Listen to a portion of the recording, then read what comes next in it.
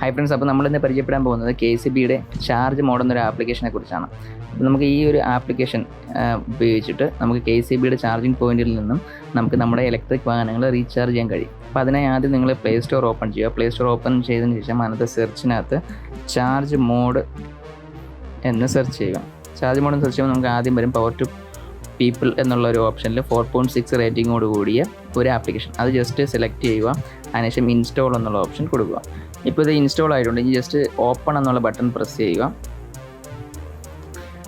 ഇപ്പോൾ ഇത് ഓപ്പൺ ആകുമ്പോഴത്തേക്ക് നമുക്ക് ഇതുപോലൊരു ഇൻ്റർഫേസ് ആയിരിക്കും ഫസ്റ്റ് കിട്ടുന്നത്. അതിനകത്ത് ലോഗിൻ ഉണ്ട്, ക്രിയേറ്റ് ആൻ അക്കൗണ്ടും ഉണ്ട്. അപ്പോൾ നിങ്ങൾക്ക് ഇതിനു മുമ്പ് അക്കൗണ്ട് ക്രിയേറ്റ് ചെയ്തിട്ടില്ലെങ്കിൽ ക്രിയേറ്റ് ആൻ അക്കൗണ്ട് എന്ന് കൊടുക്കുക. അതിനകത്ത് ഫസ്റ്റ് നെയിം, ലാസ്റ്റ് നെയിം, നിങ്ങളുടെ ഫോൺ നമ്പർ, ഇമെയിൽ, പാസ്വേഡ് ഇത്രയും കൊടുത്തിട്ട് രജിസ്റ്റർ എന്നുള്ള ഓപ്ഷൻ ക്ലിക്ക് ചെയ്യുക. ഇനി ഓൾറെഡി നിങ്ങൾ ഇതിനകത്ത് രജിസ്റ്റർ ചെയ്തിട്ടുണ്ടെങ്കിൽ നിങ്ങൾ ലോഗിൻ എന്നുള്ള ഓപ്ഷൻ കൊടുത്തിട്ട് അതിനകത്ത് നിങ്ങളുടെ ഫോൺ നമ്പറും പാസ്വേഡും കൊടുത്ത് ലോഗിൻ ചെയ്യുക. അപ്പോൾ ഇങ്ങനെയാണ് നമ്മൾ ഇതിനകത്തേക്ക് ലോഗിൻ ചെയ്യേണ്ടത്. ഇപ്പോൾ നമ്മളെല്ലാം രജിസ്ട്രേഷൻ എല്ലാം കംപ്ലീറ്റ് ആക്കിയിട്ടുള്ള ഒരു ഇൻ്റർഫേസാണ് നമ്മൾ കാണുന്നത്. നമ്മൾ രജിസ്ട്രേഷൻ നമ്മുടെ അക്കൗണ്ട് ക്രിയേറ്റ് ചെയ്യുമ്പോൾ ഇതുപോലൊരു ഇൻ്റർഫേസ് വരും. അതിനകത്ത് നമുക്ക് ഇവിടെ മുകളിൽ ഈ ഒരു പോർഷനിൽ ക്ലിക്ക് ചെയ്ത് കഴിഞ്ഞാൽ നമുക്ക് നമ്മുടെ വെഹിക്കിൾ ആഡ് ചെയ്യാൻ പറ്റും. അപ്പോൾ ഞാൻ ഓൾറെഡി ഇപ്പോൾ ഇതിനകത്തൊരു വെഹിക്കിൾ ആഡ് ചെയ്തിട്ടുണ്ട്. നിങ്ങൾക്ക് നിങ്ങളുടെ വെഹിക്കിൾ ആഡ് ചെയ്യുന്നത് ഇതുപോലെ ആഡ് വെഹിക്കിൾ എന്നുള്ളൊരു ഓപ്ഷൻ വരും. അതിൽ ക്ലിക്ക് ചെയ്യുക. അതിനുശേഷം സെലക്ട് കമ്പനി ക്ലിക്ക് ചെയ്യുക. നിങ്ങളുടെ വെഹിക്കിൾ ഏത് കമ്പനിയാണോ ആ കമ്പനി സെലക്ട് ചെയ്യുക. അതിൻ്റെ മോഡൽ, അതുപോലെ വെഹിക്കിളിൻ്റെ നെയിം, വെഹിക്കിൾ നമ്പർ, ഇത്രയും നമുക്ക് ഇതിനകത്ത് ആഡ് ചെയ്യാൻ പറ്റും. അപ്പോൾ ഇതുപോലൊരു ഓപ്ഷനിൽ നിങ്ങൾക്ക് വെഹിക്കിൾ ആഡായി വരും. ഇനി നമ്മുടെ ലൊക്കേഷൻ എടുത്ത് നിയറസ്റ്റ് ആയിട്ടുള്ള പോയിന്റ് നമുക്ക് അറിയണമെന്നുണ്ടെങ്കിൽ നമ്മൾ ഈ ബ്ലാക്ക് ബട്ടണിൽ ക്ലിക്ക് ചെയ്യുക, ലൊക്കേഷൻ. അപ്പോൾ എൻ്റെ ലൊക്കേഷനകത്ത് നിയറസ്റ്റ് ആയിട്ടുള്ള പോയിന്റ് നമുക്കിവിടെ കാണാൻ പറ്റും. അത് ഒരു 6 കിലോമീറ്ററിനപ്പുറമാണ് ഈ ഒരു പോയിന്റ് അവൈലബിൾ ആയിട്ടുള്ളത്. തൊട്ടടുത്ത് നിയറസ്റ്റ് ആയിട്ട് പോയിന്റ്സ് ഒന്നുമില്ല. അപ്പോൾ എനിക്ക് വേണമെങ്കിൽ ആ ഒരു ഓപ്ഷനിലേക്ക് എനിക്ക് ക്ലിക്ക് ചെയ്ത് കഴിഞ്ഞാൽ അവിടെ ചാർജിങ് പോയിൻറ്റ്സ് ഏതൊക്കെ അവൈലബിൾ ആണ് എന്നുള്ളത് അറിയാൻ പറ്റും. നമുക്കിപ്പം ഓല പോലുള്ള വെഹിക്കിൾസ് യൂസ് ചെയ്യണമെങ്കിൽ നമുക്കിപ്പം 5 ആംപ്സിൻ്റെ ഒരു സോക്കറ്റ്, അത് കണക്ട് ചെയ്തൊക്കെ രീതിക്കുള്ള സോക്കറ്റ് ഉണ്ടെങ്കിലേ ചാർജ് ചെയ്യാൻ പറ്റത്തുള്ളൂ. അപ്പോൾ നമുക്കിവിടെ ഓൾറെഡി ബ്ലാക്ക് ബോക്സ് എന്ന് പറഞ്ഞിട്ട് ആ ഒരു ടൈപ്പ് സോക്കറ്റ് അവൈലബിൾ ആണ്. അപ്പോൾ നമുക്ക് വേണമെങ്കിൽ അവിടെ ചാർജ് ചെയ്യാൻ സാധിക്കും. ഇനി നിങ്ങൾക്ക് വേറെ ലൊക്കേഷനാണ് വേണ്ടതെങ്കിൽ ഒന്നുകിൽ നമ്മുടെ സ്ക്രീനൊന്ന് മിനിമൈസ് ചെയ്ത് നോക്കുക. ആ ഒരു മാപ്പ് മിനിമൈസ് ചെയ്യുക. അപ്പോൾ കുറച്ച് കൂടുതൽ പോയിൻറ്റ്സ് നമുക്കവിടെ കാണാൻ സാധിക്കും. ഇനി അതല്ല നിങ്ങൾക്ക് വേണ്ടതെങ്കിൽ നിങ്ങൾ ഈ സെർച്ച് സ്റ്റേഷൻസ് എന്നുള്ളത് ഒന്ന് സെലക്ട് ചെയ്യുക. അവിടെ നമുക്ക് സ്റ്റേഷൻസ് അറിയാൻ പറ്റും. നമ്മുടെ നിയറസ്റ്റ് ആയിട്ടുള്ള പോയിൻറ്റ്സ് ഏതൊക്കെ ഉണ്ടെന്നുള്ളത് നമുക്ക് അറിയാൻ പറ്റും. അതിൽ ഏത് പോയിൻ്റ് വേണമെങ്കിലും നമുക്ക് സെലക്ട് ചെയ്യാം. ഇനി ഇതിലേതെങ്കിലും ഒരു പോയിൻറ്റ്സ് ഇത് നമ്മുടെ നിയറസ്റ്റ് ഉണ്ട് നമുക്ക് കാണാൻ പറ്റും. വെള്ളയമ്പലം, പാളയം, നന്ദാവനത്തൊക്കെ കുറച്ച് പോയിൻറ്റ്സ് ആഡ് ആയിട്ടുണ്ട്. അപ്പോൾ ഇതൊക്കെ ഇപ്പോൾ പുതിയതായിട്ട് ആഡ് ആയതാണ്. ഇപ്പോൾ നിങ്ങൾക്ക് അതിൽ ഏതെങ്കിലും ഒരു പോയിൻറ്റ്സാണ് ചാർജ് ചെയ്യണമെങ്കിൽ ജസ്റ്റ് അതിൽ സെലക്ട് ചെയ്യുക. അപ്പോൾ അവിടെ പോയിൻ്റ് അവൈലബിൾ ആണോ ഇല്ലയെന്ന് അറിയാൻ പറ്റും. ഇതിൽ ചിലതിനകത്ത് അവൈലബിൾ ആയിരിക്കത്തില്ല. ഇപ്പോൾ നമുക്കറിയാം നോ പോയിൻറ്റ്സ് അവൈലബിൾ എന്നൊക്കെ കാണിച്ചിട്ടുണ്ട്. അപ്പോൾ അതിൻ്റെ അഡ്രസ്സ് നമുക്കുണ്ട്. അതുപോലെ നമുക്ക് ഏതെങ്കിലും ഒരു പോയിൻ്റ് സെലക്ട് ചെയ്യുക. ഇനി അവിടെ നിന്നാണ് നമുക്ക് റീചാർജ് ചെയ്യണമെങ്കിൽ നമുക്ക് ജസ്റ്റ് അത് സെലക്ട് ചെയ്യുക. അത് കഴിഞ്ഞ് നമ്മുടെ നാവിഗേഷൻ്റെ ബട്ടണിൽ ക്ലിക്ക് ചെയ്യുക. നാവിഗേഷൻ്റെ ബട്ടണിൽ ക്ലിക്ക് ചെയ്യുമ്പോൾ നമുക്ക് ഇതിനകത്തുള്ള ഏതെങ്കിലും മാപ്സ് വഴിയിട്ട് അത് ഓപ്പൺ ചെയ്യാൻ കഴിയും. ഞാൻ ഗൂഗിൾ മാപ്സ് ആണ് യൂസ് ചെയ്തിരിക്കുന്നത്. അവിടെ നിന്ന് റൂട്ട് നമുക്ക് ക്ലിയർ ചെയ്യാൻ പറ്റും. 8.5 കിലോമീറ്റർ.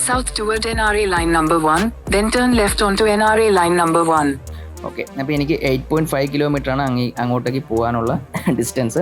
അതുപോലെ 20 മിനിറ്റ്സ് യാത്രയുണ്ട്. അപ്പോൾ നമുക്ക് ഇങ്ങനെ ആ ഒരു ലൊക്കേഷനിലേക്ക് എത്താൻ സാധിക്കും.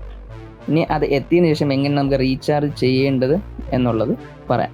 അതിനുശേഷം നിങ്ങൾ ഇതിനകത്ത് അതിന് മുമ്പ് ആദ്യമായിട്ട് പ്രൊഫൈൽ എടുത്തിട്ട് ടോപ്പ് അപ്പ് എന്നുള്ള ഓപ്ഷൻ കൊടുക്കുക.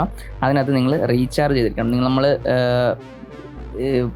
പേടിഎം അതുപോലുള്ള ആപ്ലിക്കേഷനിലൊക്കെ നമ്മൾ പൈസ ആഡ് ചെയ്യുമ്പോൾ നമ്മൾ ഇതിനകത്ത് പൈസ ടോപ്പ് അപ്പ് ചെയ്യണം. നമ്മുടെ സിമ്മിലൊക്കെ ആഡ് ചെയ്തിടുമ്പോൾ നമ്മൾ പൈസ ടോപ്പ് അപ്പ് ചെയ്തിടണം. അതിനകത്ത് മെയിൻ ഉണ്ട്, ടോപ്പ് അപ്പ് ഉണ്ട്.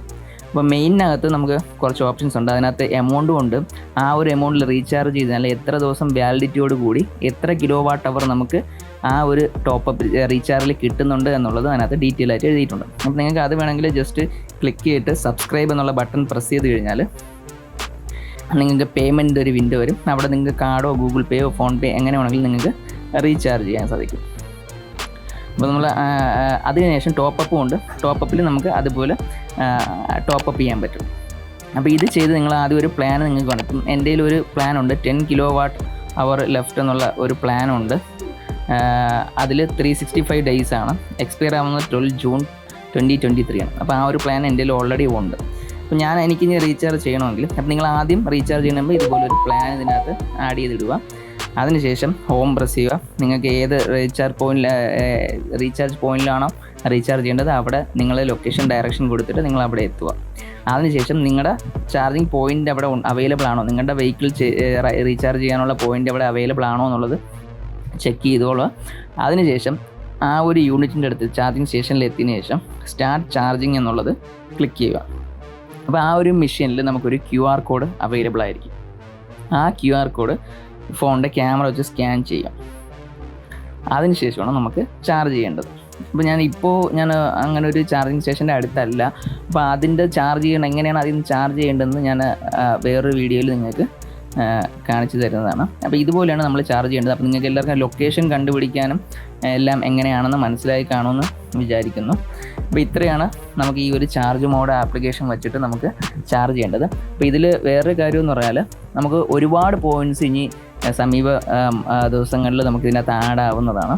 അപ്പോൾ എല്ലാ KCB ഓഫീസിൻ്റെ കീഴിലുള്ള പോസ്റ്റുകളിലും ഇതുപോലുള്ള ചാർജിങ് സ്റ്റേഷൻസ് അവർ കൊണ്ടുവരുന്നുണ്ടെന്നാണ് അറിയാൻ കഴിഞ്ഞത്. അപ്പോൾ ഉടനെ തന്നെ നമുക്ക് എല്ലായിടത്തും ഇതുപോലെ വരും. പിന്നെ ഒരു കാര്യം ശ്രദ്ധിക്കുക, ഓല പോലുള്ള വെഹിക്കിൾസാണ് നിങ്ങൾ റീചാർജ് ചെയ്യുന്നതെങ്കിൽ നമുക്കവിടെ ഫാസ്റ്റ് ചാർജിങ് ഒന്നുമല്ല അവൈലബിൾ ആയിട്ടുള്ളത്. നമ്മുടെ വീട്ടിൽ എങ്ങനെയാണോ ചാർജ് ചെയ്യുന്നത്, എത്ര ടൈം എടുത്താണോ ചാർജ് ചെയ്യുന്നത് അത്രയും ടൈം തന്നെ എടുക്കും അവിടെ ഫുൾ ചാർജ് ആവാനായിട്ട്. അല്ലാതെ ഫാസ്റ്റ് ചാർജിങ് അല്ല. നമുക്ക് അത്യാവശ്യം നമുക്ക് ടോപ്പ് അപ്പ് ചെയ്ത് നമുക്ക് ഓടിക്കാൻ മാത്രമേ ഇപ്പം നമുക്ക് കഴിയത്തുള്ളൂ. എന്ന് പറഞ്ഞാൽ ഓലയ്ക്ക് ഫാസ്റ്റ് ചാർജിങ് ഇങ്ങനെയുള്ള സ്ഥലങ്ങളിൽ അവൈലബിൾ അല്ല. നമുക്ക് 5 ആമ്പിയർ നമ്മൾ വീട്ടിൽ കൊടുക്കുന്ന ആ ചാർജർ യൂസ് ചെയ്ത് മാത്രമേ ചാർജ് ചെയ്യാൻ കഴിയുള്ളൂ. ആ ചാർജർ നിങ്ങളുടെ കൂടെ ഉണ്ടെങ്കിൽ മാത്രമേ നിങ്ങൾക്ക് ഇതിൽ കൊടുത്ത് ചാർജ് ചെയ്യാൻ കഴിയുള്ളൂ. അപ്പോൾ ആ ഒരു കാര്യം കൂടെ പ്രത്യേകം ശ്രദ്ധിക്കുക. അപ്പോൾ നിങ്ങൾക്ക് ലൊക്കേഷൻ കണ്ടുപിടിക്കാൻ എങ്ങനെയാണെന്ന് മനസ്സിലായി എന്ന് വിശ്വസിക്കുന്നു. എന്തെങ്കിലും സംശയങ്ങളുണ്ടെങ്കിൽ തീർച്ചയായിട്ടും കമൻറ്റ് വഴി ചോദിക്കാവുന്നതാണ്. എനിക്കറിയാവുന്ന കാര്യങ്ങൾ തീർച്ചയായിട്ടും ഞാൻ തിരിച്ച് റിപ്ലൈ തരും. ഇല്ലെങ്കിൽ എൻ്റെ വാട്സാപ്പ് നമ്പറിലേക്ക് നിങ്ങൾക്ക് കോൺടാക്ട് ചെയ്യാം. അപ്പോൾ നിങ്ങൾക്ക് എല്ലാവർക്കും ഈ വീഡിയോ ഇഷ്ടപ്പെട്ട് എന്ന് ഞാൻ വിശ്വസിക്കുന്നു. ഇഷ്ടപ്പെട്ടെങ്കിൽ തീർച്ചയായിട്ടും വീഡിയോ ലൈക്ക് ചെയ്യുക, ഷെയർ ചെയ്യുക, സബ്സ്ക്രൈബ് ചെയ്യാത്തവർ സബ്സ്ക്രൈബ് ചെയ്യുക. നമുക്ക് മറ്റൊരു വീഡിയോയിൽ മറ്റൊരു വിഷയമായി കാണാം. അതുവരേക്കും ഗുഡ് ബൈ.